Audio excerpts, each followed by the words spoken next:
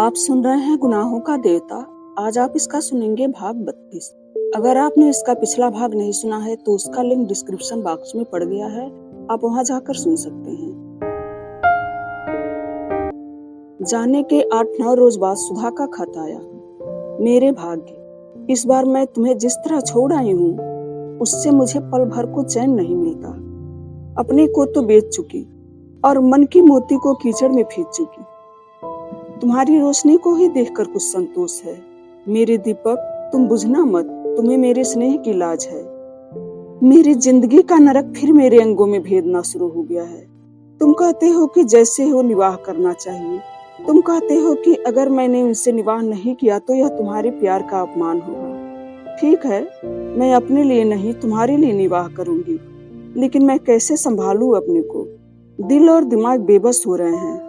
नफरत से मेरा खून उबला जा रहा है। कभी कभी जब तुम्हारी सूरत सामने होती है तो जैसे अपना सुख दुख भूल जाती हूँ। लेकिन अब तो जिंदगी का तूफान जाने कितना तेज होता जा रहा है कि लगता है तुम्हें भी मुझसे खींच कर अलग कर देगा। लेकिन तुम्हें अपने देवत्व की कसम है, तुम मुझे अब अपने हृदय से दूर न करना। तुम नहीं जानते कि तुम्हारी याद के ही सहारे मैं यह नरक झेलने में समर्थ हूँ। तुम मुझे कहीं छिपा लो, मैं क्या करूं? मेरा अंग अंग मुझ पर व्यंग कर रहा है। आंखों की नींद खत्म है। पाँव में इतना तीखा दर्द है कि कुछ कह नहीं सकती। उठते बैठते चक्कर आने लगता है। कभी कभी बदन कांपने लगता है। तुम दुखी मत होना। चाहती थी कि तुम्हें न लिखूं, लेकिन बिना लिखे मन नहीं मानता। मेरे अपने, तूने तो यही सोचकर यहाँ भेजा था कि इससे अच्छा लड़का नहीं मिलेगा, लेकिन कौन जानता था कि फूल में भी कीड़े होंगे। अच्छा, अब माँ जी नीचे बुला रही हूँ, चलती हूँ। देखो, अपने किसी खत में इन सब बातों का जिक्र मत करना और इसे फाड़ कर फेंक देना। तुम्हारी अभागिन सुधी।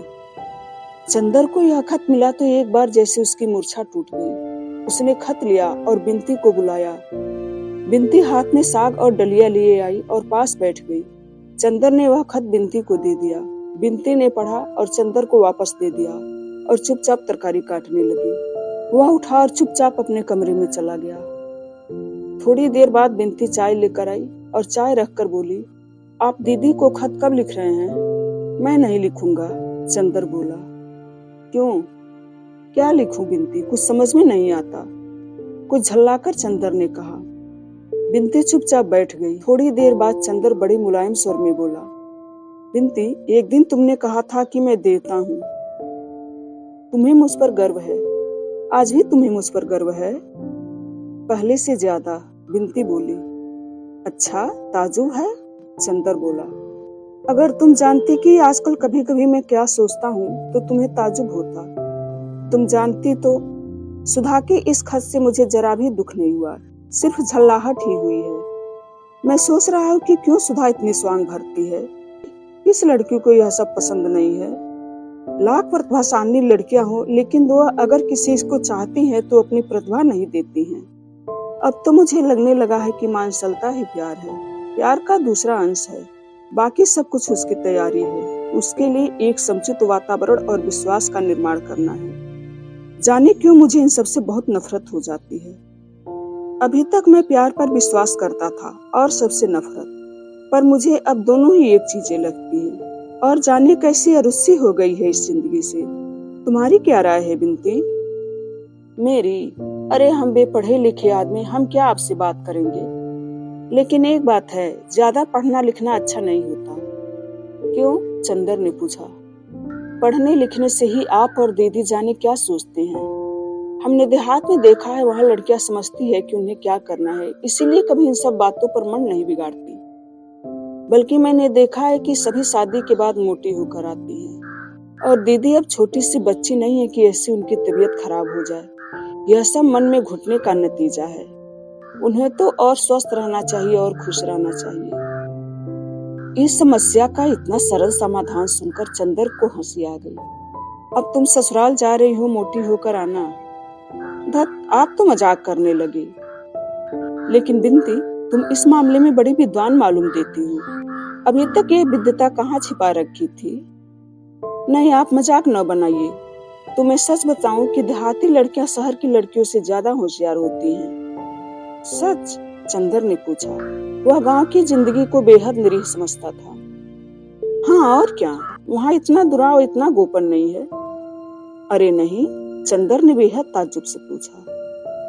लो, यकीन नहीं होता आपको? मुझे कैसे मालूम हुआ इतना? इसके बाद से चंदर चुपचाप बैठा चाय पीता रहा और बिनती सब कुछ सुनाती गई। आज तक वह जिंदगी को कितना पवित्र मानता था, लेकिन जिंदगी कुछ और ही है। जिंदगी अब भी वह है जो सृष्टि के आरंभ में थी।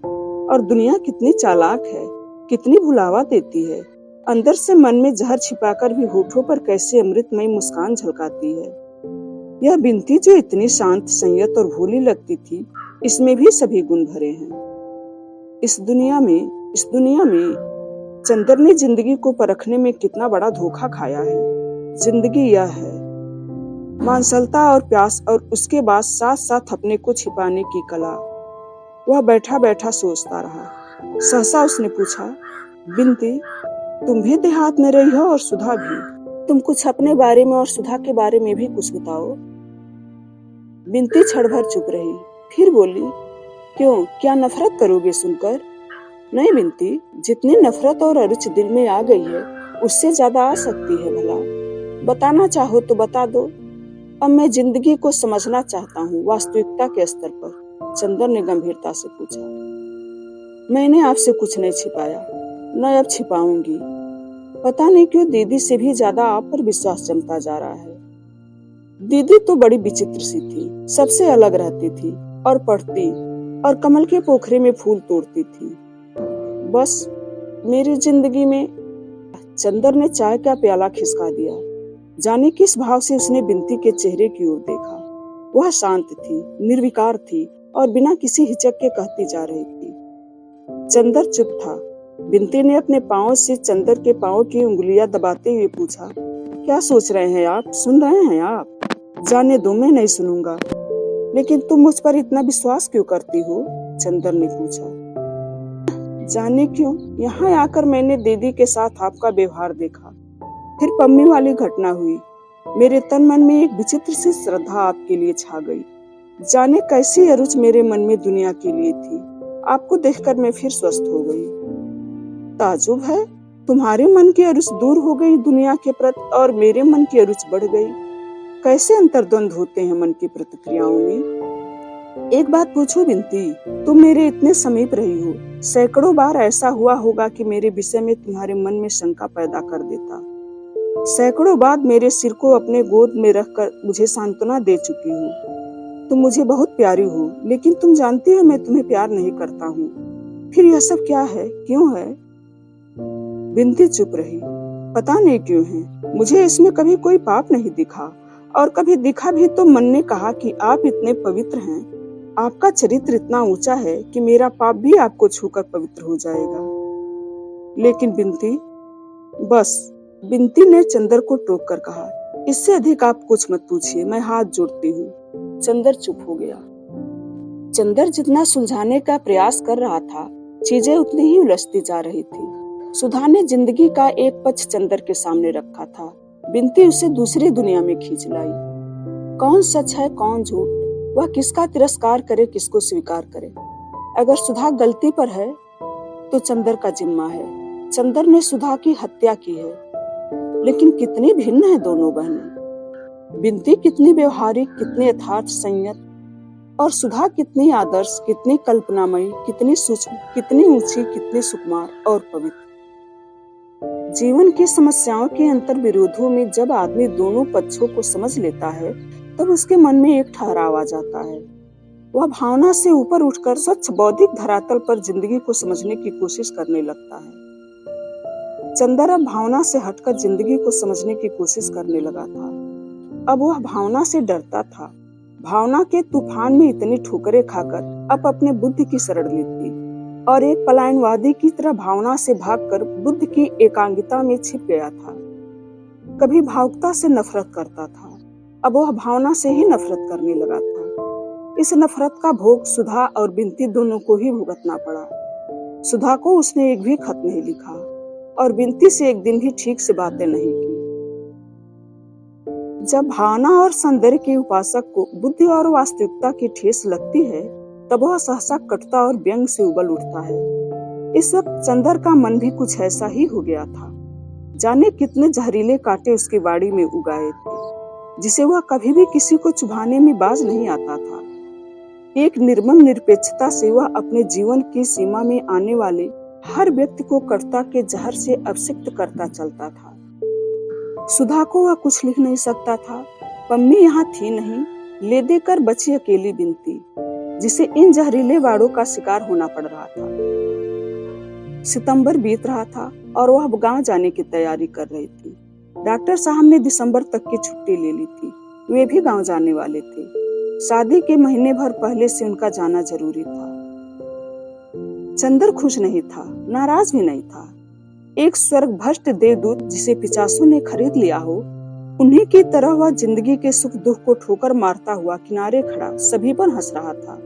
खास तौर से नारी पर उसके मन का सारा जहर बिखरने लगा था और उसमें उसे अक्सर यह भी ध्यान नहीं रहता था कि वह किससे क्या बात कर रहा है। बिनती सब कुछ चुपचाप सहती जा रही थी। बिनती को सुधा की तरह रोना नहीं आता था, न उसकी चंदर इतनी परवाह करता जितनी सुधा की। दोनों की बातें भी बहुत कम होती थी, लेकिन बिनती मन ही मन दुखी थी। वह क्या करे। एक दिन उसने चंदर के पैर पकड़कर बहुत अनुनय से कहा, आपको क्या होता जा रहा है? अगर आप ऐसे ही रहेंगे तो हम दीदी को लिख देंगे। गुनाहों का देवता यहीं खत्म होता है। अगले वीडियो में फिर मिलेंगे। धन्यवाद।